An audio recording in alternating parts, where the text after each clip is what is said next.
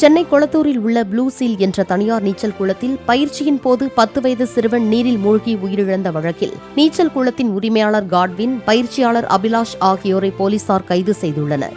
விநாயகபுரம் பகுதியைச் சேர்ந்த ரத்தினகுமார் ராணி தம்பதியின் மகன் கீர்த்தி சபரிஷ்கர் சிறப்பு குழந்தையாக இருந்த நிலையில் மருத்துவர்களின் ஆலோசனைப்படி அவருக்கு நீச்சல் பயிற்சி அளிக்கப்பட்டதாக கூறப்படுகிறது. ஞாயிற்றுக்கிழமை அன்று நீச்சல் பயிற்சியின் போது கீர்த்தி சபரிஷ்கர் நீரில் தத்தளித்ததாக அவரது தாய் ராணி பயிற்சியாளர் அபிலாஷிடம் தெரிவித்தபோது, அப்படி இருந்தால்தான் நீச்சல் கற்றுக்கொள்ள முடியும் என அவர் கூறி காப்பாற்றவில்லை என கூறப்படுகிறது. சிறிது நேரத்தில் குளத்தில் மிதந்தபடி அசைவின்றி இருந்ததால் உடனடியாக மருத்துவமனைக்கு அழைத்துச் செல்லப்பட்டதில் கீர்த்தி சபரிஷ் உயிரிழந்து விட்டதாக மருத்துவர்கள் தெரிவித்ததாகவும் போலீசார் தெரிவித்துள்ளனர்.